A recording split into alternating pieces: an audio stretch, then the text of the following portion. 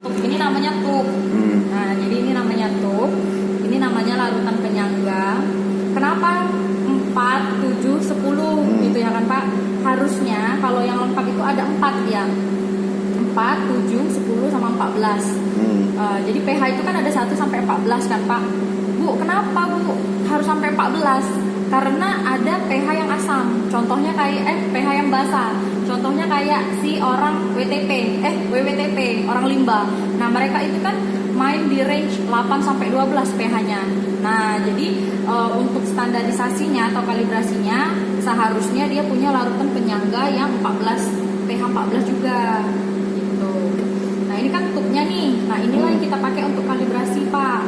Gitu. Ini taruh dulu di sini ya. Nah, ini kan tadi kan Bapak kan biasanya kayak gini doang nih. Ini itu pakai ini apa itu Bu? Air itu apa itu namanya? Air distilat. Iya, Nah, distilat. seharusnya pakai air si HCl ini. Nah, Mungkin karena ininya stoknya terbatas, makanya mungkin kemarin pakai air itu untuk netralisir anunya. iya, seharusnya Pak, ini kan airnya dipakai dikit aja Pak, segini. Paling kalau misalnya dia habis setelah sebulan lah ya, mungkin kalau Bapak gini-gini kan terus tiap hari, ya kan, istilah paling habis sebulan lah. Nanti bisa diambil lagi di sini si KCl ini. Bu, kenapa kok KCl? Kami lo biasanya pakai air yang di sana, air distilat kan namanya. Nah, jadi di dalam ini Pak Susan, di dalam ini ada elektroda. Nah, kalau misalnya Bapak perhatikan ya, nih di dalam ini ada elektroda. Nah, untuk apa sih Bu elektroda itu? Elektroda itulah yang menghantarkan ada namanya ion positif sama ion negatif di dalam air. Nah, elektroda ini dia bisa ngedetect. Itulah kenapa bisa dapat, Bu, pH-nya sekian loh. Nah, isi elektroda inilah yang mengecek itu dengan adanya reaksi ion positif sama negatif. Ini ada kok kayaknya di sini. Tahu dijelaskan kalau nggak salah ya. Nah, ini kan dia ada pH nih. Ini untuk kalibrasi ya, pH 4, 7, 10. Nah, ini kan ada ininya kan? Nih, Bapak lihat kan. Nah, berarti ini nih fungsinya untuk level kita mengisi ini kan Bapak, ngisi airnya segimana ya, ngisi si larutan ini ya kan di dalam ini. Nah, dia lihat segini ngisinya sampai sini aja, dan pastikan tidak ada gelembung udara. Kalau Bapak lihat di sini, kalau ada gelembung udara dia akan mengganggu pembacaan berapa pH-nya gitu. Jadi nggak boleh ada gelembung udara. Terus gimana Bu cara ngilangin gelembung udaranya? Nih, nggak boleh kan katanya ada gelembung udara. Ya gini, di shaking aja sampai gelembung udaranya hilang. Kalau nggak ada gelembung udara di sini ya, di sini ya, di elektrodanya nih. Ini kan di bawah ini Bapak lihat kan? Nah, tuh. Kan. Terus kita lanjut, ini kan pakai tisu. Seharusnya memang pakai tisu Pak ngelap yang ini. Karena tisunya nggak ada. Itu kalau aku di Manis Mata pasti disediakan tisu terus. Jadi kalau ngelap ini itu harus pakai tisu, nggak boleh pakai yang lain karena ini sensitif sekali gitu loh Pak. Mungkin nanti bisa lah aku kasih tisu ya nanti ya. Ingetin aja Pak, Bu minta tisu untuk ngelap ini. Kalau misalnya orang di Manis Mata dulu pasti dia, Bu tisu udah habis Bu, tisu Bu. Tuh pasti di sana gitu. Nah, ini kan anjurannya memang harus pakai ini Pak, tisu gitu. Nah, selanjutnya mana ya yang aku jelasin, ada ion-ion negatif positifnya itu ada nggak di sini ya? Kalau di itu internet aku ada nggak bisa? Ini enggak ya? Nggak ada kayaknya. Itu cuma petunjuk pemakaian aja. Berarti ini fungsinya untuk kalibrasi semua. Apa? Kalibrasi. Jadi kalibrasi itu apa sih? Kalibrasi itu kita itu pengen tahu Pak, istilahnya alat kita ini pembacaannya benar nggak, gitu loh. Karena kalau kita nggak kalibrasi, kita nggak tahu alat ini bacanya tuh benar atau enggak. Misalnya gini Pak Susan, Bu alatnya rusak, biasanya pH-nya ini 7 Bu, kok sekarang 4. Nah kan pernah kan nyobainnya kayak gitu. Nah itu karena kita nggak kalibrasi. Bukannya nggak kalibrasi atau gimana, istilahnya gini, dengan kalibrasi kita bisa tahu kedepannya tuh bakal ada rusak atau enggak gitu loh Pak. Pertama dari larutannya misalnya, kedua dari si propnya ini. Paling kalau misalnya kita nggak kalibrasi kan Bapak tahunya paling setelah rusak. Iya. Bu, kayaknya ininya pecah deh, makanya dianya nggak baca, paling kan kayak gitu. Nah, dengan kalibrasi ini kita bisa istilahnya kalau di lab itu Pak, namanya GLP, Good Lab Practice. Jadi apa yang analisa apapun yang kita lakukan itu memang akurat. Itulah kenapa dilakukan kalibrasi. Gitu. Jadi setiap analisa yang kita lakukan itu memang benar-benar akurat dan hasilnya itu memang bisa dipertanggungjawabkan. Gitu. Oh misalnya Pak Susan analisa 7,15 ya memang betul karena kamu sudah lakukan kalibrasi Bu. Memang betul ini pH-nya sekian. Gitu. Jadi intinya fungsinya gitu. Nah, jadi ini kan tinggi dipindah ya. Jadi dia kan ada dua nih, ada pH, ini nanti temperatur. Ini nanti temperatur. Dia udah paham ya Pak Susan ini untuk apa tadi? Kenapa harus pakai KCl? Kenapa nggak pakai destilat? Karena ini untuk mengaktifkan elektroda. Sama lah kayak softener. Bapak cuci pakai NaCl toh? Nah, kenapa Bu dicuci pakai NaCl? Karena di dalam itu ada resin. Resin itu harus diaktifkan. Karena kalau misalnya dia masuk terus air dari sand filter lah ya, tangki tower lah ya, masuk ke dalam sand filter, ke softener kan. Nah, itu kan melewati tuh dari atas ke bawah, melewati resin kan. Nah, fungsinya softener tuh apa? Pak Susan tahu nggak fungsinya softener tuh apa? Kenapa sih kok dimasukin softener Bu airnya? Apa sih alat-alat ini nih mau ngapain sih? Tahu nggak Pak? Untuk menjernihkan. Bukan. Nyaring. Bukan. Jadi softener itu soft kan namanya soft ya, lembut. Air itu kan punya mineral yang keras, Ya. hardness. Nah, Bapak suka analisa hardness? Nah, setelah dari kenapa sih Bapak analisa softener hardness nggak, trace nggak? Trace itu artinya tidak deteksi atau nol, kita anggap trace itu. Jadi setelah misalnya Bapak lakukan regenerasi, misalnya Pak Nopian bilang regenerasi ya. Nah, regenerasi itu fungsinya untuk mengaktifkan resin yang ada di dalam softener itu. Jadi air yang masuk ke dalam softener, di dalam softener ada resin. Si resin ini menangkap mineral-mineral keras atau hardness yang ada di dalam air, gitu loh Pak. Nah, si resin ini kan dia kan punya NaCl namanya. NaCl kan yang Bapak untuk regenerasi toh. Nah, NaCl ini akan berikatan. Nggak tahu lah Bapak pusing nggak dengerin aku ngomong ini. Pokoknya Nanti kalau kita lupa saya bukain lagi. Pokoknya gitulah ya. Okay, Jadi NaCl itu kan garam. Kalau dalam kimianya NaCl itu garam. Nah, Na ini akan berikatan dengan mineral hardness atau mineral yang keras ya, seperti Ag. Jadi Na ini akan mengikat Ag, Na ini akan mengikat SO3. Jadi istilahnya dia mengikat mineral-mineral yang ada di dalam air. Gitu. Karena apa, Bu? Kenapa sih kok harus diikat mineral ini? Ya kan? Kenapa harus diambil dari resin ini, Bu? Istilahnya, kenapa harus diikat oleh resin ini? Karena yang kita harapkan keluar dari resin yang Bapak bilang hardness-nya trace, yang Bapak suka analisa hardness-nya trace, itu tidak ada kandungan mineral lagi di dalam air itu. Jadi setelah keluar dari softener itu tidak ada lagi mineral. Nanti diisi lagi. Apa? Mineralnya masuk lagi nanti. Mineral lain? Iya. Maksudnya? Setelah di apa tadi sama garam tadi kan? Nah, si garam ini fungsinya untuk mengaktifkan si resin yang di dalam itu Pak. Jadi kan kalau dia istilahnya gini ya, kalau sand filter itu kan dia fungsinya untuk menjernihkan kayak kata Bapak tadi. Nah itu betul, itu fungsinya sand filter. Sand filter ini kan dia ngambil padatan terlarut ya, kayak solid-solid yang masih lewat dari clarifier, dari water basin toh. Yeah. Nah itu fungsinya sand filter kan. Nah jadi Bapak pernah nggak mikir terus solid-solid ini gimana cara ngilanginnya Bu? Ya kan? Iyalah dengan cara backwash, betul? Nah, si softener ini punya perlakuan beda karena dia resin. Resin ini harus diaktifkan karena dia jenuh Pak. Ngikat mineral terus dia jenuh gitu loh. Harus diaktifkan lagi biar dia bisa mengikat mineral itu secara maksimal. Nah, pokoknya dia adalah teorinya antara plus minus gitu.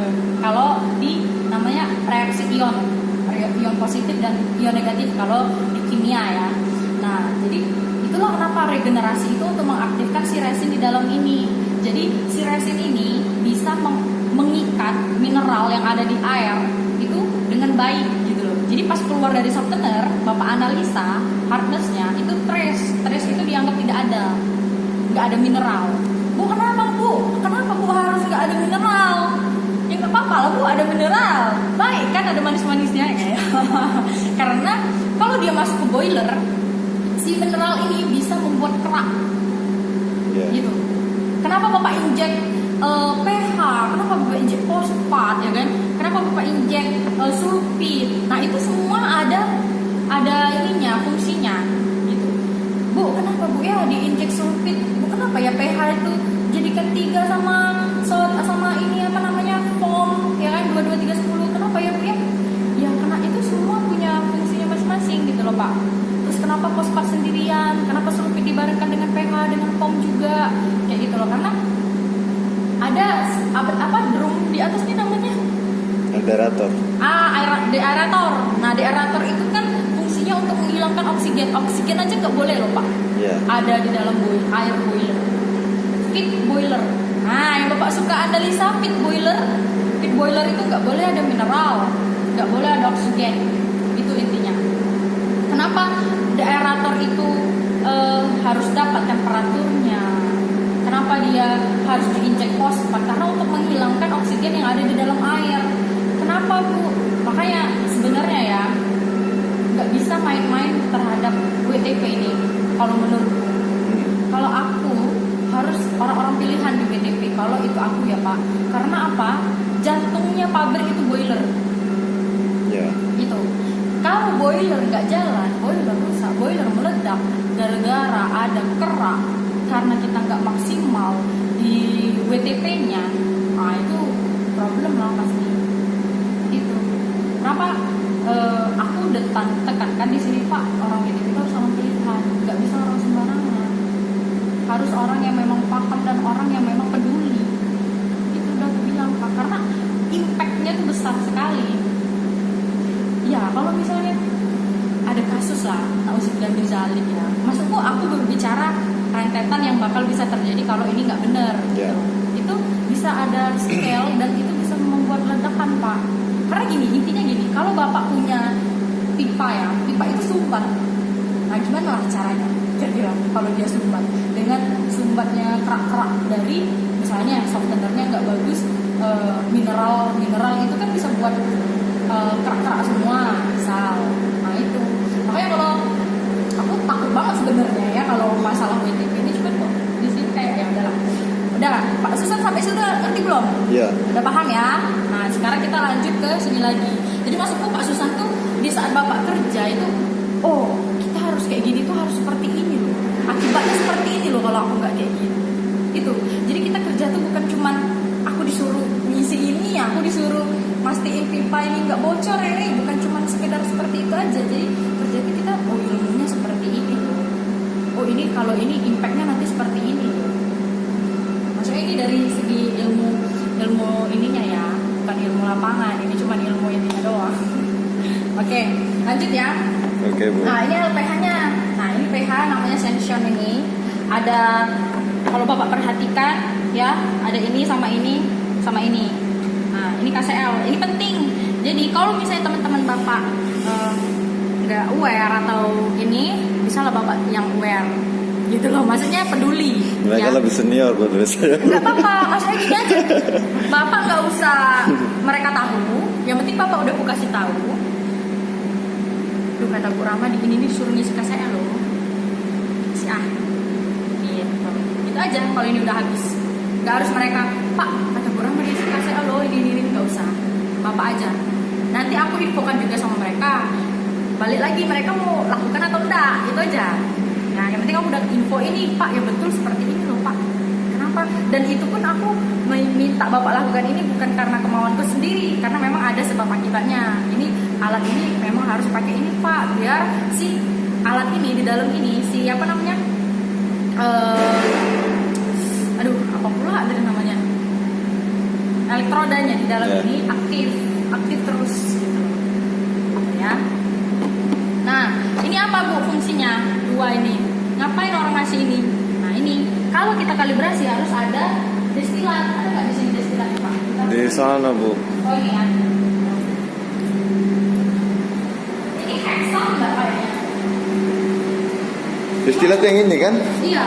Setiap kita mau mengulang, kita isi dulu ini pakai air destilat ini ya Pak. Ini untuk nyuci sebenarnya. Ini kan tadi bekas KCL toh.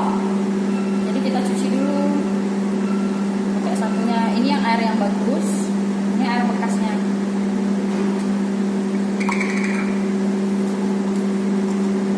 Kita cuci dulu.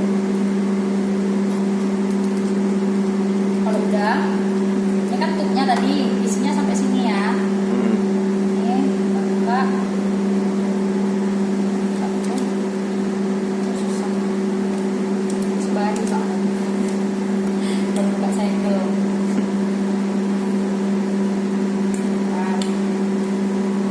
Kita pastiin nggak ada yang ini lagi. Nggak ada tisu ya pakai. Gak ada Bu. Di sini kan nggak ada ya.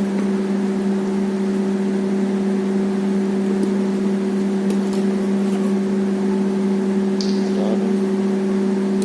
Nah ini kita masukin ya Pak ya. Ini jalannya di sini. Jadi sebenarnya ini tuh harus dilakukan setiap hari Pak Susan. Standar. Sebelum Bapak melakukan analisa, gitu. Seharusnya ya. Cuman nggak apa-apa lah seminggu sekali.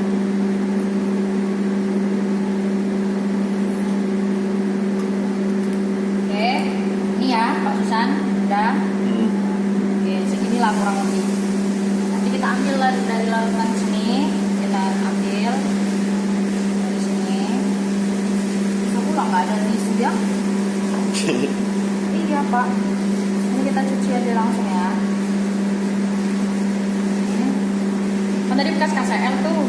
Jadi ini nih untuk nyuci Pak. Jadi Iya. si destilatnya ini. Nah harusnya ini nih biar nggak ada si destilat ini campur sama ini, harusnya dilap pakai tisu. Kapas dulu nggak ya? Kapas. Mana itu? Nggak apa lah ya. Bisa pakai tisu ya.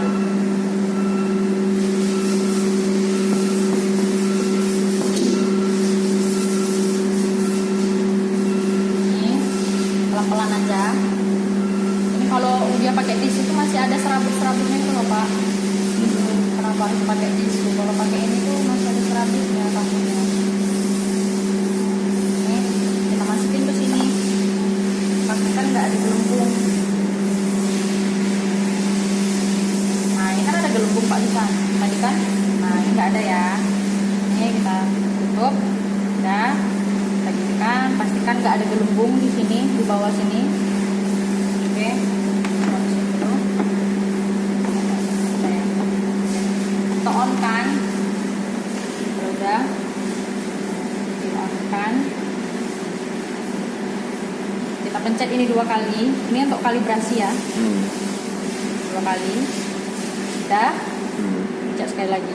Nah nanti dia bakal jadi 3 kali. Pertama 2 kali, pertama lagi 1 kali. Nah terbaca 0. Bentar. Oke, udah ya tadi 4,01 toh? Iya. Bapak tadi lihat nggak 4,01? Iya. Udah selesai. Dia baca di sini kalau yang kedua. Nih, kalau dia udah tulisan kalau kedua, Bapak bisa lanjut ke pH 7. Ya. Taruh dulu ya, Pak. Halo? Ya. Kita tutup dulu. Dari siapa, Pak? Pak Sarip? Nggak ada, Pak. Udah lama pergi dia. Dari jam 9. Ya. Nih. Cuci ya Pak Susan. Ya. Ini untuk cuci-cuci fungsinya. Oke, kita dulu. Ini harus pakai tisu, nggak boleh pakai kapas karena masih ada partikel-partikel ini kan. Ini kan, kan? Boleh. Ini kita taruh sini dulu, nggak apa-apa lah ya. Awas hati-hati nanti pecah.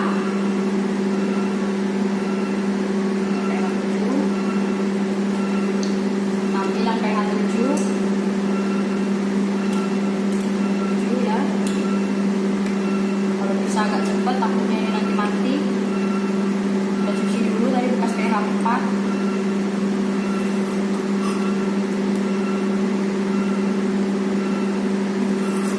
Oke.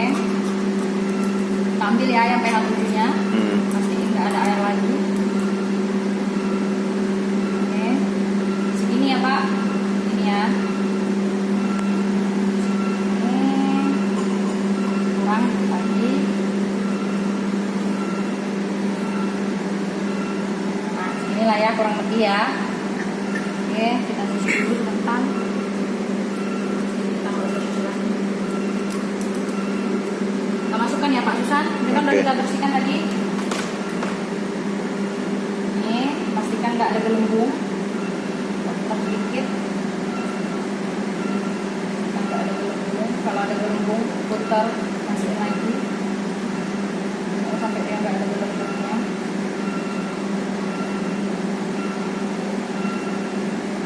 Oke, ada gelembungnya lagi ya. Oke. Kita taruh di sini.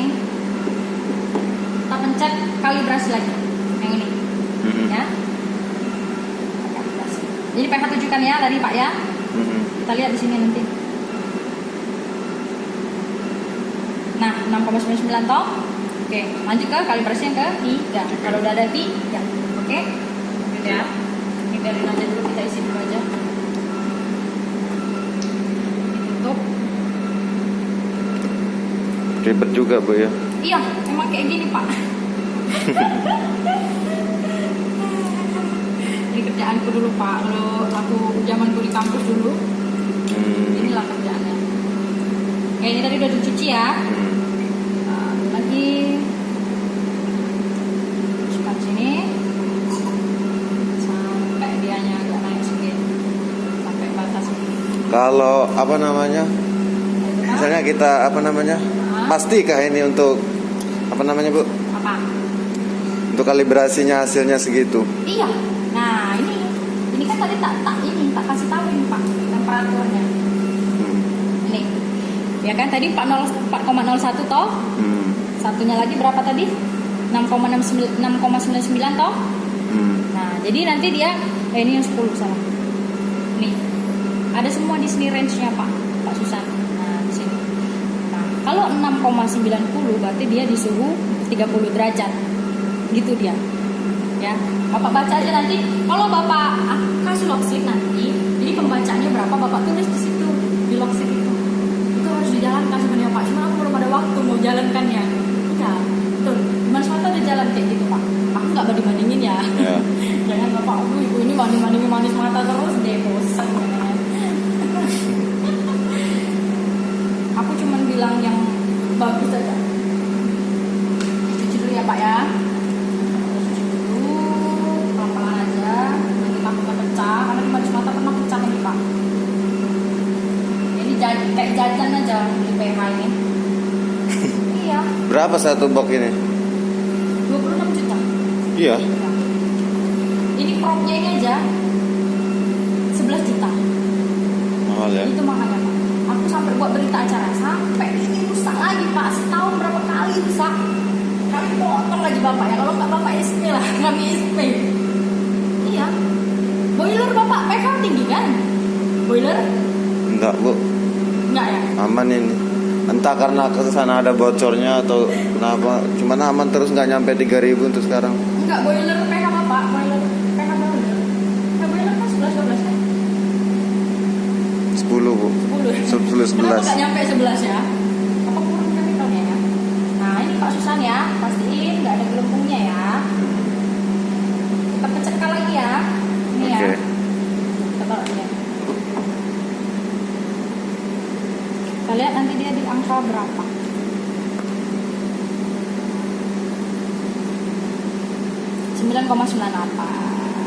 ya.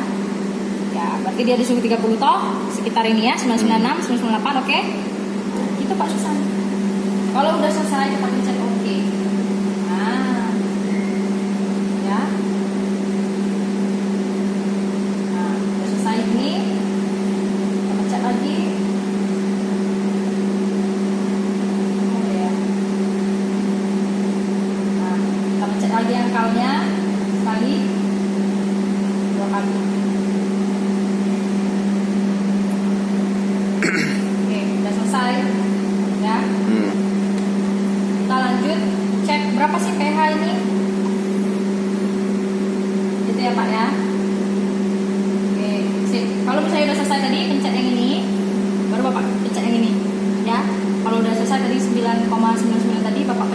konfirmasi lagi baru bapak masukin ya. Oke. Lanjut, selesai, kita lepas dari propnya, kita cuci, jangan lupa kita sini dulu.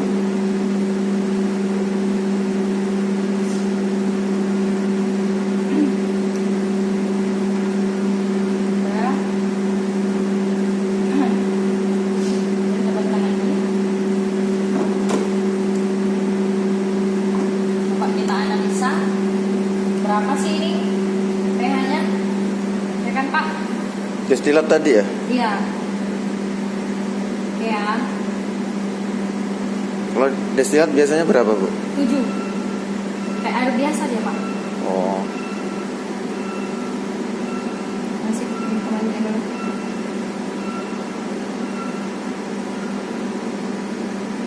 udah itu, Bu. Udah ya. Mau pencet lagi. Udah ya. Nah, itu deh. Bener, Bu, 7, Bu. Iya kan? Hmm. Nah, ya toh. Hmm. 7. Coba lagi.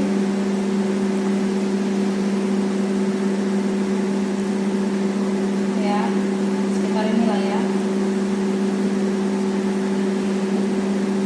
Mbak Susan, segitu ya. Oke, Paham ya? sip. Kalau nggak ngerti, tanya lagi aja. Bu, aku Oke. lupa kemarin Bu, kayak mana ya? Lupa Bu, nggak apa-apa tanya aja. Oke. Nggak ada masalah.